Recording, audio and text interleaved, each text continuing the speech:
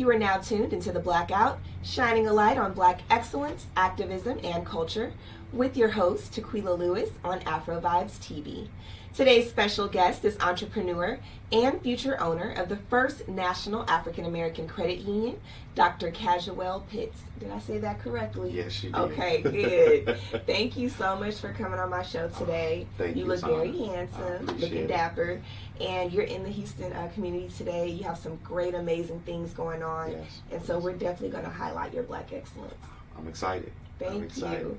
So just to begin, give us a little background information into who Dr. Casuel Pitts is. Yeah, so I'm a world-renowned entrepreneur. I just love entrepreneurship, love helping people get over that threshold. Sometimes us as entrepreneurs, we think that it's hard to start out. You know, a lot of us don't know the proper resources that are out there for us. So my job is to come and help alleviate some of that pain and help entrepreneurs kind of get to that next level. And that's pretty much who I am. You know, I don't like to really boast about myself. I'm a servant. I just love serving. Well, we highlighted you got to boast a little bit. So aside from you being an entrepreneur, tell us a little bit about your upbringing, where you from, what kind of shaped you into the man you are today? You know, I definitely got to give it back to God, who shaped me. He was the one, you know, I love my father and my mother, but he was the one who actually raised me in understanding, you know, how to treat a woman, you know, how to do things in life. He's helped me, you know, tremendously. And you know, you're human, right? You know, you fall sometimes, but he's there to always pick you up. And so he was the one who kind of shaped me into who I am. It took the effort of me to actually apply some of the things that I would learn. And I had a lot of mentors that were in place that helped me along the way as well. Allowing myself to be accessible, allowing myself to be critiqued, to elevate to that next level. You know, the most important thing, you got to listen. Yep. Got to be willing to listen. And when you listen, you just apply. Absolutely, and I think you've done that well, seeing all the things that you've accomplished. I heard you were a serial entrepreneur, so you definitely have had your rounds in business, and you've seen the ups and downs. Yes. I think, like we said before we got on the show, today is such a great day to be Black because all eyes are on us. So much has transpired over the last couple of years. Now is where we need to gain ownership in entrepreneurship. What do you think is really encouraging so many people now? Because we see so many Black-owned businesses popping up. What do you think is contributing to that? I think it's that right there, that the more that they're seeing individuals like myself or, you know, Barry Dynamics and other African-American moguls in the industry that are actually rising, not stopping, keeping going. They say, man, they're staying consistent and persistent. I think that's where we give the entrepreneurs hope. So you get all of the other African-American entrepreneurs that say, you know what, if they can do it, I can do it. So I think one of the most important things with the current entrepreneurs that are out there today, keep going, don't stop, don't give up, and just keep plowing. And that's one of the things that I talk about with my young girls that I do empowerment programs with, is consistency. Because although it seems easy and you see people on the television or you see they have a lot of money, it took a lot of years and a lot of work to get to where they are. So you have to first go with your passion, and second, be consistent with it, because really the rest will happen on its own. Absolutely. I know with the station, you know, you had a chance to tour it, and we started out as radio, and it grew into television because we were consistent with the content that we were putting out, and we made sure we knew who our audience was. And that's one thing that I liked about you while doing my research. You make sure your audience is focused on your community.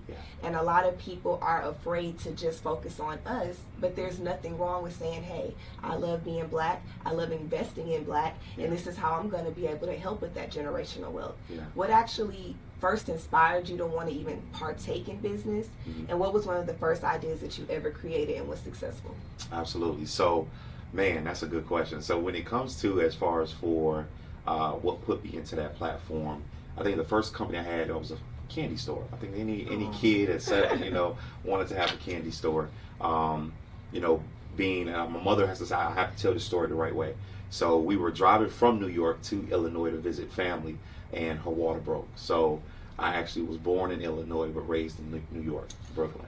So, you know, being in the area that I was in, Bed-Stuy, it was kind of rough. Okay, Bed-Stuy. So it was kind of rough being there, and didn't stay there that long. My father said, you know what, we're going to go ahead and move to Illinois, to another rough area in Chicago, right? But you know, for me, my first company that's been successful is my marketing firm. 18 years in business, started in 2002, and a lot of ups and downs, a lot of bad things took place, and it's bouncing back. And one of my mottos when it comes to being a successful entrepreneur is, as you go, you grow, right? Nothing is ever going to be perfect, but the most important thing is that you learn from your mistakes and you apply them. You do your best to fix them as much as you possibly can. Absolutely. So when you first had that marketing firm, I'm sure you had a lot of ups and downs that you had to learn along the way. What kept you motivated so that you wouldn't give up and that you could continue to be successful? I think it was when I was put in a position to say, I want to quit. I think it was me actually saying that, and then I started to look back at some of the people that I started to help. Some of the people that looked at me as like, if it wasn't for you, I would have never got this. So you start to hear those testimonies, and you say, you know what, I got to keep going. And it's like, I think that until you're ready to give up, that's when you know that you're in the right position, right? So that's what keeps me motivated and keeps me going, knowing that there is somebody that I can help out there on a continuous basis as long as I keep going, I keep striving. Everybody is not going to like you, and that's fine. You just got to find the ones that will and help them. Absolutely. You cannot worry about it. And I do want to piggyback. I know you said that you were raised in Illinois as well. We know that area is familiar for having some hardships and a lot of violence. Some call it Chirac, right? Yeah. So with you coming out of that type of environment, how do you reach out to other young men that's still in that environment and let them know that, hey, you're capable of achieving and doing something more than just the hood, because I am a product of that? How do you encourage them? I think when they see somebody like myself, they say, I don't belong there. I'm supposed to be in other areas, and that's just not who I am. So for me to go back and show them who I am, to give them hope, to give them an opportunity to ask these pertinent questions and say, well, what did you do? And I think them hearing the story behind it is what encourages and inspires them, because it's like, so I don't have to, sell drugs or hang out, and giving those different tips and shape shifting them and helping them mold into be something that they never thought that they had, right? Allowing them or showing them how to pull their passion out and showing them how to utilize that and say, listen, this is your gift that God gave you. Use it for the right reasons. So I think that there needs to be more of African American males stepping into that arena for the young African American males, and just instead of giving them, people like to use it, constructive criticism. I like to say constructive critiquing. If you critique them and give them everything that they need, then maybe they won't have to worry about hanging on the corner late at night. Maybe they can say, you know what, I remember what Dr. Pitts told me. Maybe I'm gonna try it. At least let me try it and see what shows out to be different. And I think what's really important, especially when you're going back to your community and you're talking to those individuals, you do have to get on their level so they can understand you, because a lot of times they are intimidated and feel like they're not capable of achieving the same thing, right? Yeah. But you have to let them know, hey, you aren't just, X, Y, and Z.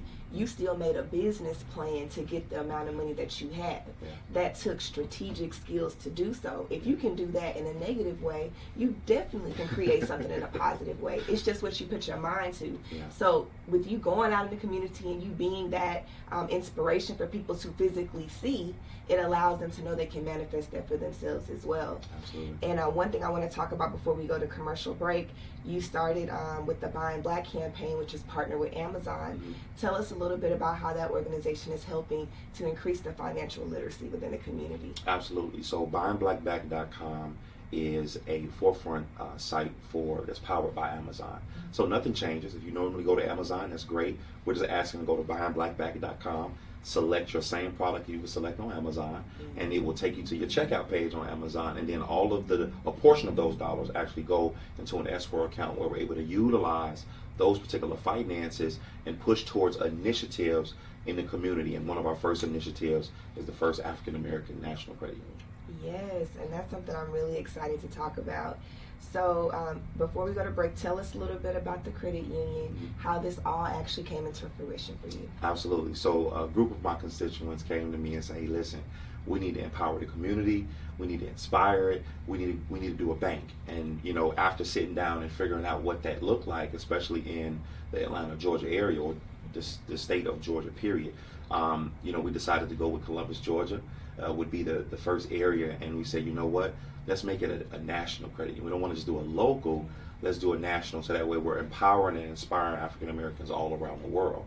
So that's kind of how it came about, and it's myself and 6 other constituents that's actually building the platform, and we're going through the process, and we're excited. It's one of those things. It's a great journey, right? Yeah. So, and I'm really glad to see you even put your time into this, because I'm always telling myself we have Black people in the community that have the resources to create things to get us started, but you never really see people do it 100%. Right. So now you're taking it to a national level, and it can be able to reach more Black people. They can get those loans, they can be able to open those bank accounts, because a lot of people still using prepaid debit cards. People don't understand the power of credit. Yeah. That's something that we're just catching on to, but 2020 has really been clarification for a lot of people. So when we come back, we're going to dive even more deep into the Buying Black campaign, you being the future owner of the first National African American Credit Union. You guys make sure you stay tuned in. You're watching The Blackout, always shining a light on Black excellence, activism, and culture with your host, Tequila.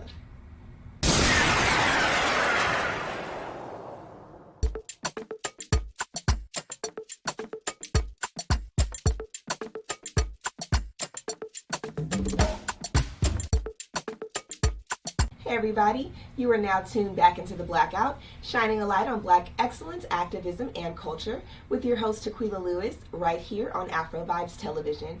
We are currently still in the studio with today's guest, Dr. Casuel Pitts, serial entrepreneur.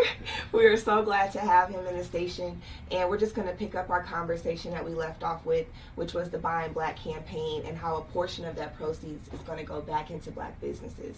And with that being said, you are now the future owner of the first National African American Credit Union. So tell us a little bit about what took so long to get here and what are some of the expectations that we can see, and when can we expect the credit unions to start opening? Absolutely. So what took so long was maturity, time, right?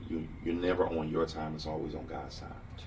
So, with that being said, we always think that we want to be the next business owner or the next Bill Gates, and God is like, you're just not mature enough yet, right?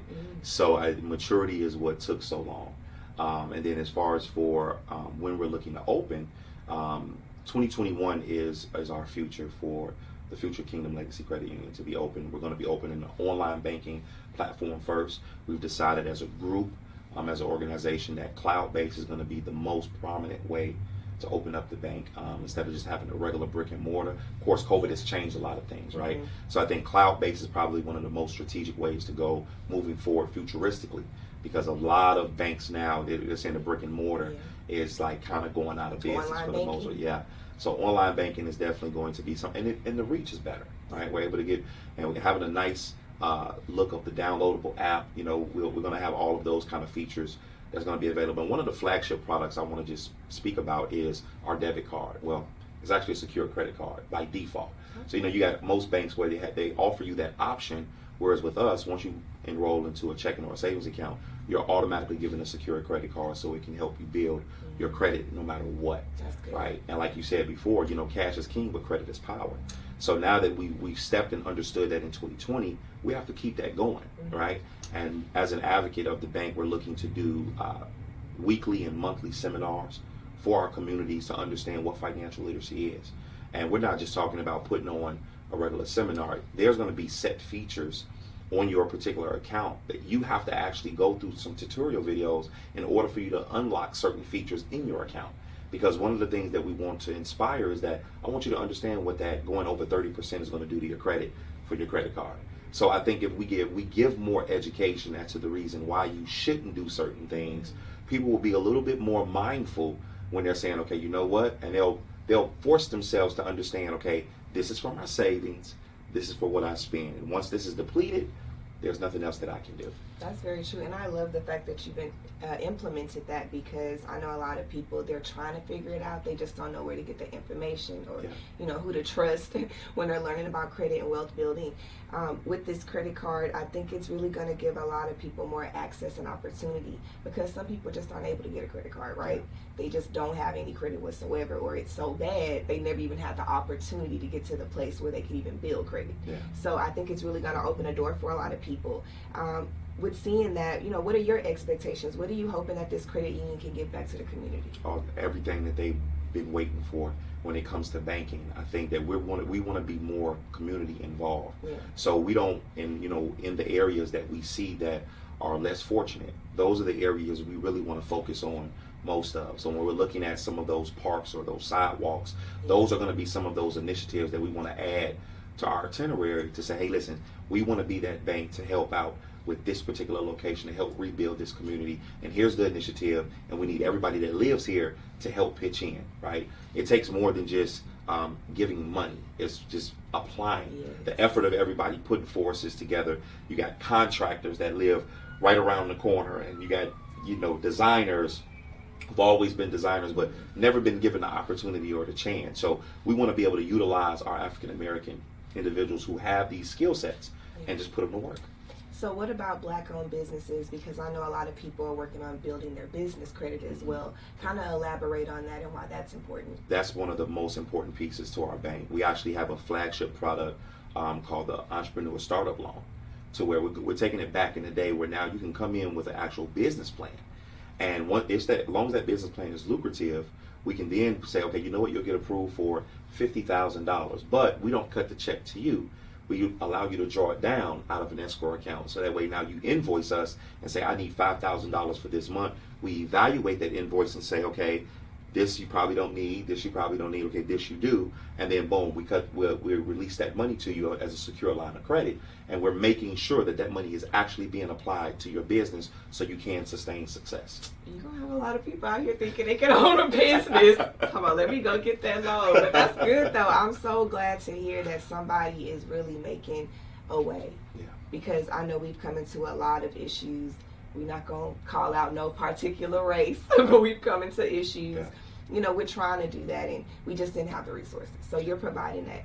So one of the other things I want to get into is you're bringing it right here in Houston, which is so amazing because we're a diverse city. Yes. And most importantly, we're thriving in the Black community. We're starting to have more Black-owned businesses. How do you feel like your credit union is really going to cater to us right here? Oh, absolutely. I mean, it's one of the catalysts, right? Mm-hmm. It's a place that's needed, and it's not just in the Houston area, but it's all over the world. And I think what we're going to be providing differently that's going to be extremely beneficial is we're going to have mobile banking, to where now we can pull up to warehouses and supply those employees that are looking to cash their check after hours and be able to take some deposits and some save or some withdrawals, but having that accessibility. Mobile is the new wave.